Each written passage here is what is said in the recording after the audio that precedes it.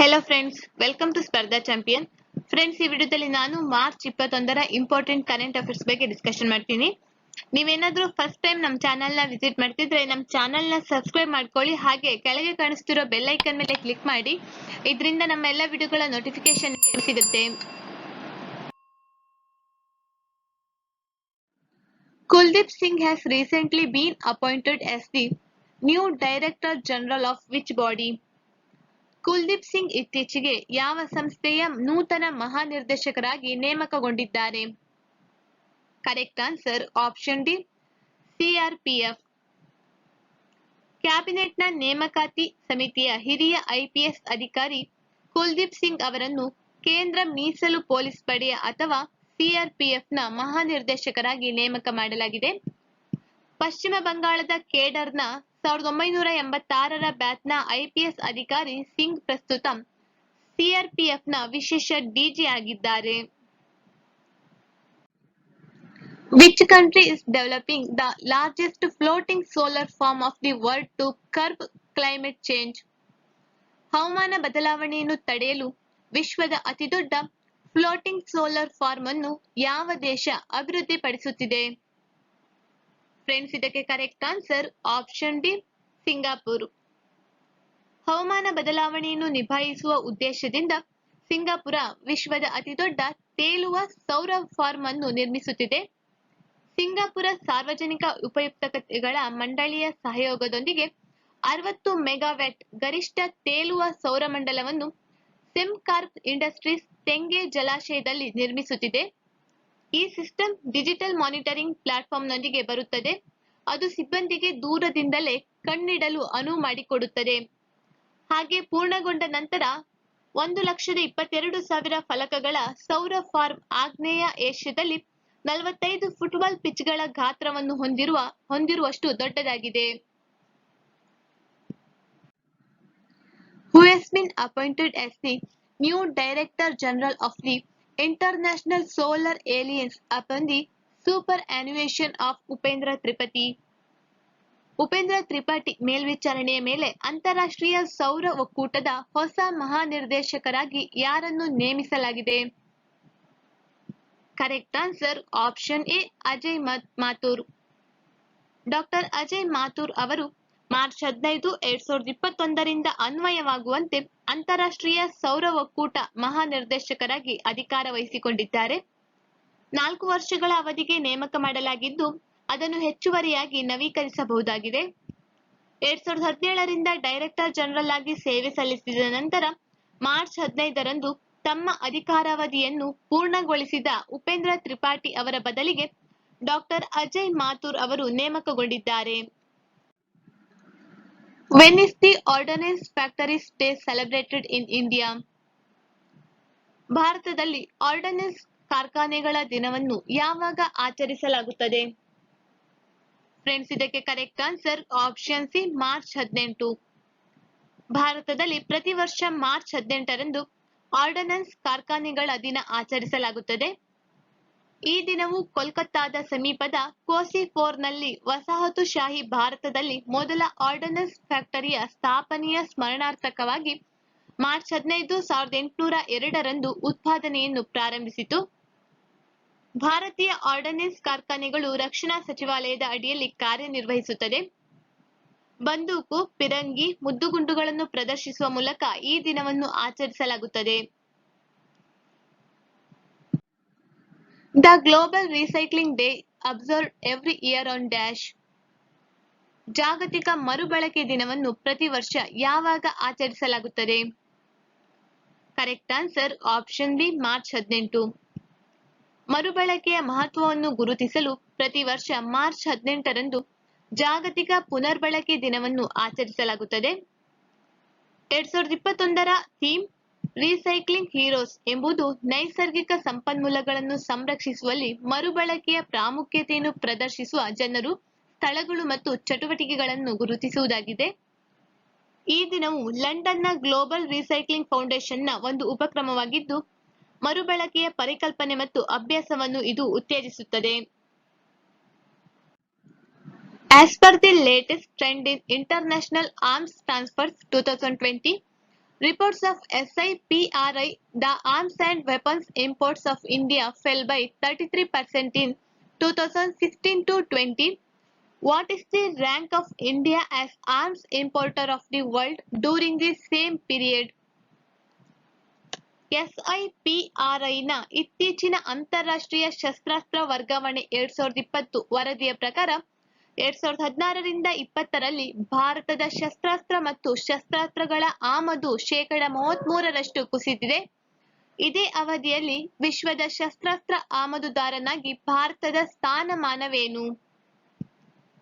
Correct answer option D, 2ನೇ ಸ್ಥಾನ. Sweden ಮೂಲದ think tank Stockholm international piece research institute ಬಿಡುಗಡೆ ಮಾಡಿದ ಟ್ರೆಂಡ್ಸ್ ಇನ್ ಇಂಟರ್ನ್ಯಾಷನಲ್ ಆರ್ಮ್ಸ್ ಟ್ರಾನ್ಸ್ಫರ್ 2020 ಎಂಬ ವಾರ್ಷಿಕ ವರದಿಯ ಪ್ರಕಾರ 2016ರಿಂದ 20ರ ಅವಧಿಯಲ್ಲಿ ಭಾರತವು ಶಸ್ತ್ರಾಸ್ತ್ರಗಳು ಮತ್ತು ಮಿಲಿಟರಿ ಉಪಕರಣಗಳ ಆಮದು ಶೇಕಡ 33ರಷ್ಟು ಕುಸಿದಿದೆ. ಆದಾಗ್ಯೂ ಆಮದು ದರಗಳಲ್ಲಿ ಕಡಿತದ ಹೊರತಾಗಿಯೂ ಭಾರತವು 2016ರಿಂದ 2020ರ ಅವಧಿಯಲ್ಲಿ ವಿಶ್ವದ 2ನೇ ಅತಿದೊಡ್ಡ ಆಮದುದಾರನಾಗಿ ಮುಂದುವರೆದಿದೆ. 2016ರಿಂದ 20ರಲ್ಲಿ 5 ದೊಡ್ಡ ಶಸ್ತ್ರಾಸ್ತ್ರ ಆಮದುದಾರರು Saudi Arabia, Bharat, Egypt, Australia ಮತ್ತು China. The World Frog Day is observed on this day of the year. ವಿಶ್ವ ಕಪ್ಪೆ ದಿನವನ್ನು ವರ್ಷದ ಈ ದಿನದಂದು ಆಚರಿಸಲಾಗುತ್ತದೆ. Correct answer option D, March 20. ಭೂಮಿ ಮತ್ತು ನೀರಿನ ಮೇಲೆ ಕಂಡುಬರುವ ಬಾಲರಹಿತ ಉಭಯಚರ ಕಪ್ಪೆಗಳ ಬಗ್ಗೆ ಜಾಗೃತಿ ಮೂಡಿಸುವ ಸಲುವಾಗಿ ಪ್ರತಿ ವರ್ಷ ಮಾರ್ಚ್ 20ರಂದು ವಿಶ್ವ ಕಪ್ಪೆ ದಿನವನ್ನು ಆಚರಿಸಲಾಗುತ್ತದೆ. ಈ ದಿನವನ್ನು 2009ರಲ್ಲಿ ವಿವಿಧ ಜಾತಿಯ ಕಪ್ಪೆಗಳು ಅಳಿವಿನಂಚಿನಲ್ಲಿರುವ ಕಪ್ಪೆಗಳನ್ನು ಉಳಿಸುವ ಉದ್ದೇಶದಿಂದ ಈ ದಿನವನ್ನು ರಚಿಸಲಾಯಿತು. When is the international day of happiness observed? ಅಂತಾರಾಷ್ಟ್ರೀಯ ಸಂತೋಷ ದಿನವನ್ನು ಯಾವಾಗ ಆಚರಿಸಲಾಗುತ್ತದೆ?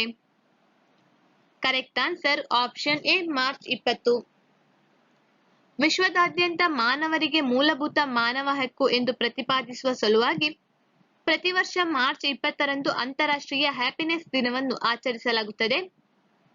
ಮೊದಲ ಅಂತಾರಾಷ್ಟ್ರೀಯ ಹ್ಯಾಪಿನೆಸ್ ದಿನವನ್ನು 2013ರ ಮಾರ್ಚ್ 20ರಂದು ಅಧಿಕೃತವಾಗಿ ನಡೆಸಲಾಯಿತು. ಈ ದಿನವನ್ನು 2012ರ ಜೂನ್ 28ರಂದು ವಿಶ್ವಸಂಸ್ಥೆಯ ಸಾಮಾನ್ಯ ಸಭೆ ಘೋಷಿಸಿತು.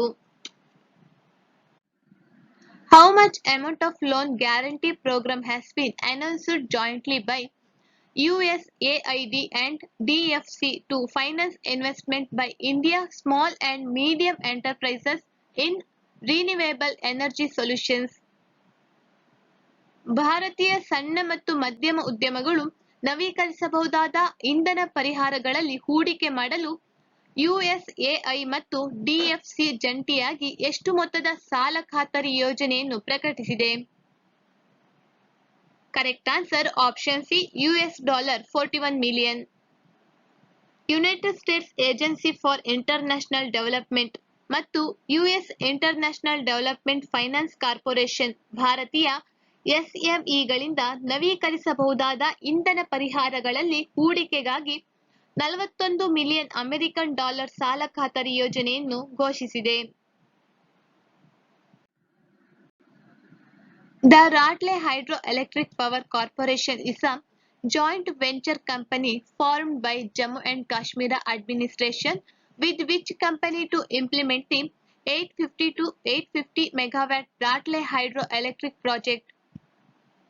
ರಾಟ್ಲೆ ಜಲವಿದ್ಯುತ್ ನಿಗಮವು ಜಮ್ಮು ಮತ್ತು ಕಾಸ್ಟ್ ಆಡಳಿತದಿಂದ ರಚಿಸಲ್ಪಟ್ಟ ಜಂಟಿ ಸಹಭಾಗಿತ್ವದ ಕಂಪನಿಯಾಗಿದ್ದು 850 ಮೆಗಾವ್ಯಾಟ್ ರಾಟಲ್ ಜಲವಿದ್ಯುತ್ ಯೋಜನೆಯನ್ನು ಜಾರಿಗೆ ತರಲು ಈ ಕಂಪನಿಯನ್ನು ರಚಿಸಲಾಗುತ್ತದೆ.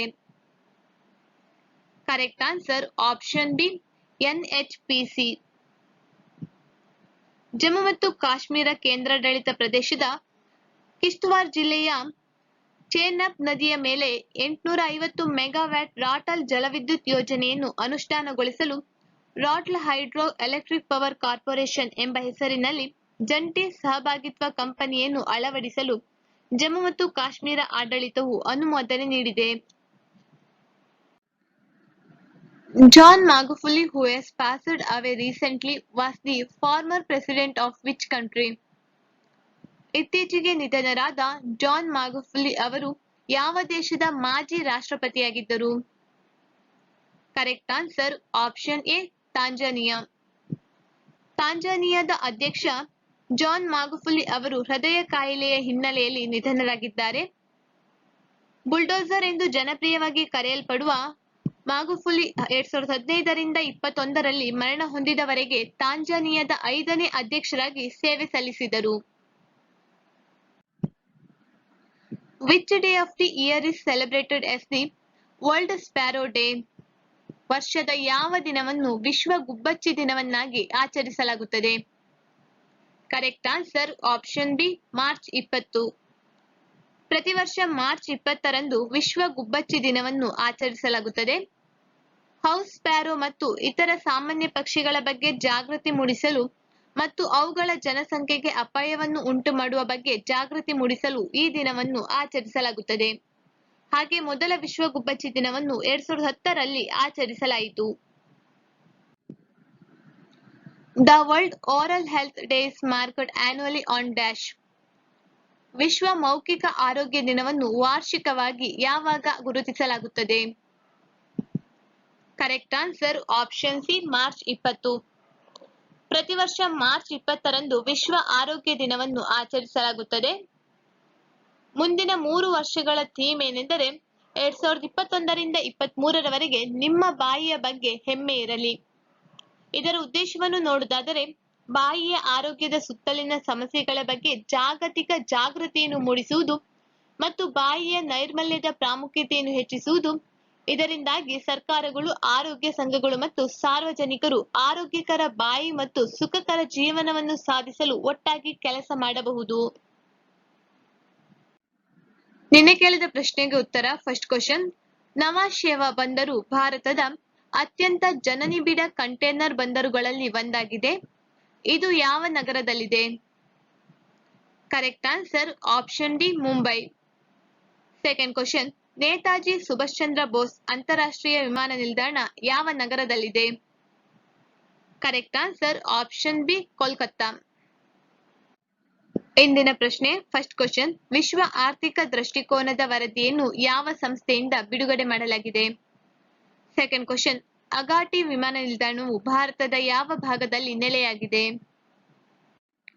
ನಮ್ಮ ಈ ವಿಡಿಯೋ ನಿಮಗೆ ಇಷ್ಟವಾಗಿದ್ದಲ್ಲಿ ಲೈಕ್ ಮಾಡಿ, ಹಾಗೆ ನಿಮ್ಮ ಸ್ನೇಹಿತರಿಗೆ ಶೇರ್ ಮಾಡಿ, ಹಾಗೆ ನಮ್ಮ ಚಾನೆಲ್ ಅನ್ನು ಸಬ್ಸ್ಕ್ರೈಬ್ ಮಾಡಿ. Thank you.